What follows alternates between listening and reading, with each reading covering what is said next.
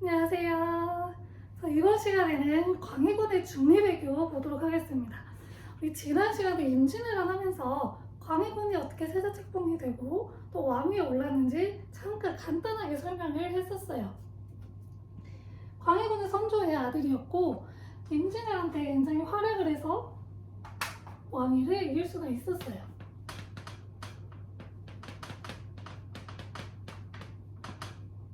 근데 이 당시에는 굉장히 큰 조선의 고민거리가 하나 있었어요. 바로 명나라와 후금 사이에서 어떻게 선을 지킬 것이냐였어요. 일단 임진왜란 때 선조가 명나라한테 도움을 요청했다고 했잖아요. 그래서 우리는 명나라한테 빚을 지고 있었던 상황이었어요. 이제 제조지은이라고 하는 용어를 쓰는데 우리는 명나라한테 이제 은혜를 입었다라고 하는 뜻이에요. 그리고 후금은 당시에 떠오르는 강자였어요. 여진족이 세운 후금이라고 하는 나라였고요. 새로운 중국의 새로운 주인이 되기 막 일보 직전이었어요. 굉장히 강했던 국가였어요. 반면에 명나라는 만력제 이후로 굉장히 계속 쇠퇴를 하고 있던 국가였습니다. 그래가지고 조선은 여기서 줄타기를 굉장히 잘 해야 했어요. 명나라 편을 들어도 후금의 편을 들어도 뭔가 상황이 잘 안 풀리는 그런 상황이었던 거죠. 그래서 광해군은 어떠한 결론을 내리냐면요.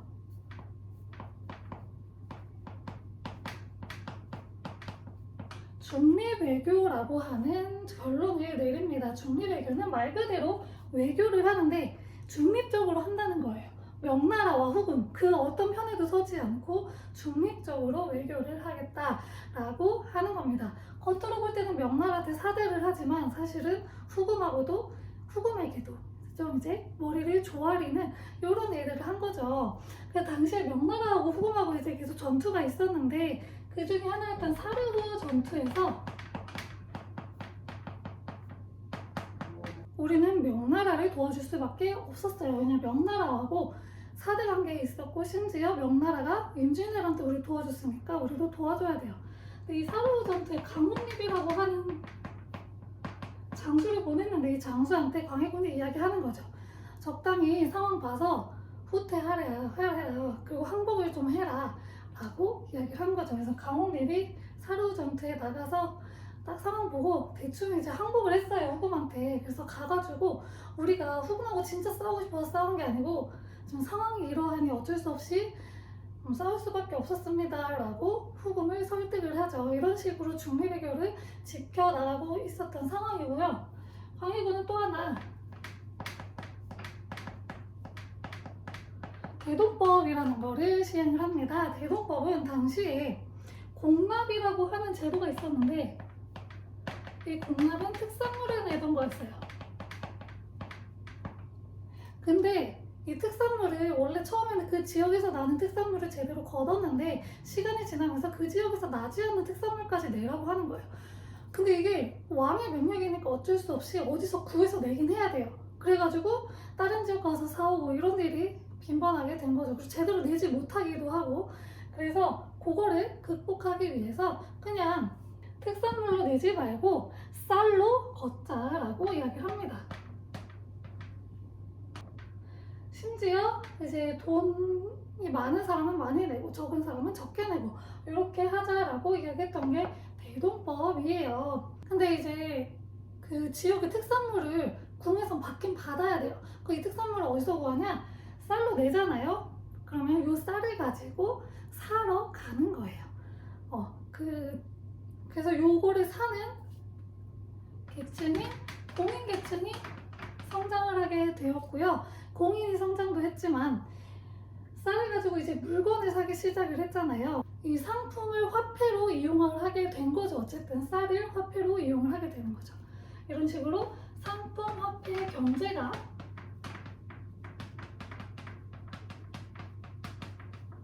발전을 하기 시작을 한 게 대동법입니다. 네, 굉장히 좋은 정책들을 했죠.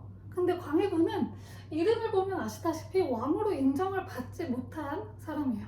왜냐? 쫓겨났기 때문이죠. 되게 연산군은 진짜로 막 엉망진창으로 해서 쫓겨났는데 광해군은 왜 쫓겨났느냐? 중리배교도 그렇고 대동법도 그렇고 기존의 양반들을 자꾸 건드린 거예요.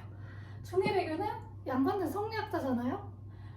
명나라한테 충성을 자꾸 해야 되는데 오랑캐한테 자꾸 들러붙으니까 못 봐주겠는 거죠. 거기다가 대동법은 자기네들 돈 많잖아요. 더 많이 내야 돼요.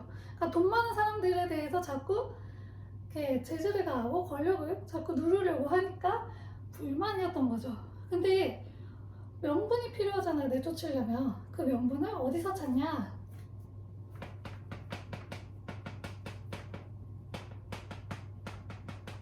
해모살제에서 찾았습니다. 엄마를 폐위시키고 동생을 살해했다라는 건데 이게 무슨 이야기냐?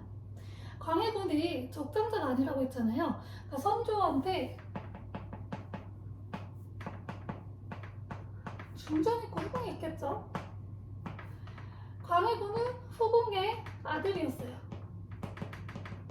심지어 첫째도 아니에요. 첫째는 임해군이라고 형이 한 명 더 있는데 얘는 뭐 제목이 못 된다, 왕이 될 제목이 못 된다 해서 애초에 제껴놨던 애라서 광해군이 이제 세자 책봉이 되는데 중전에 나중에 정말 나중에 아들을 하나 낳았어요. 그래가지고 선조가 당연히 자기 적장자잖아요. 이를 이제 세자로 책봉하려고 했는데 선조가 예상외로 너무 일찍 죽어버린 거예요. 그래서 영창대군 당시 나이가 되게 어렸대요. 2살인가? 되게 어렸다고 해요. 그래서 어쩔 수 없이 나이에 찼던 광해군이 왕이 된 거죠. 근데 그 전 시간 우리 대북 소북 막 이렇게 했었잖아요. 그 당시에 대북 세력이 광해군 옆에 이제 붙어있던 애들인데 얘네가 광해군한테 영창대군을 계속 살려두면 얘가 나중에 커서 언젠가 왕을 몰아내고 자기가 왕이 되지 않겠습니까? 죽여야 되지 않겠습니까? 라고 옆에서 이제 계속 이야기를 하는 거죠. 그래서 차마 이제 죽이지는 못하고 영창대군을 강화도로 쫓아내요. 근데 당시에 영창대군의 나이가 되게 어렸는데 강화도에서 이제 방에 있었는데 강화도에 또 한 관리가 광해군에게 엄청 충성했던 관리였는지 아니면 광해군이 시켰는지까지는 모르겠어요. 근데 그 관리가 영창대군이 있던 방에 엄청 아궁이에 불을 엄청 떼우기 시작하는 거예요. 근데 이게 어느 정도여야 따뜻하지 어느 정도를 넘어가면 뜨겁잖아요. 그래가지고 영창대군을 쪄 죽였다고 해요. 실제로 기록에 쪄 죽였다고 기록이 나오거든요. 영창대군 당시 나이가 8살인가 그랬는데 그 어린 나이에 그 밖에 못 나오게 또 문도 잠궈놓고 해서 영창대군을 쪄 죽였다고 합니다. 그래서 영창대군은 죽고 나서 그 소식을 들은 중전이 있죠. 중전이 이제 선조가 죽었으니까 대비가 됐어요.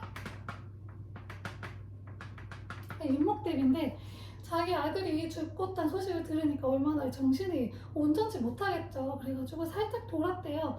그래서 광해군이 임목대비를 그 경운궁, 지금의 덕수궁으로 쫓아냈다고 합니다. 그래서 폐모살제의 죄를 저질렀다고 얘기한 거죠. 그래가지고 이 광해군에게 반대하는 세력들이 대부분 서인들이었어요. 서인 세력들이 폐모살제와 제조제은 가지고 광해군을 쫓아내는 인조 반정을 일으켜서 광해군을 쫓아내지고 그 제주도로 유배를 갔대요. 그 유배지 중에서 가장 극악무도한 곳이 제주도였어요. 그래서 여기로 쫓겨났다고 합니다. 그래서 인조가 그 다음 왕이 되었고 인조는 서인 세력의 힘을 얻어서 왕이 되었기 때문에 당시에도 서인 세력이 힘을 막강하게 얻을 수밖에 없었죠. 여기까지 이번 시간에는 광해군의 중리대교에 대해서 알아봤습니다. 다음 시간에는 이제 광해군을 내쫓고 인조가 왕이 되었죠. 이 인조 시대에 정말 조선에서 또 엄청나게 큰 굴욕을 받은 사건이 일어납니다. 그 사건이 무엇인지 다음 시간에 보도록 할게요. 감사합니다.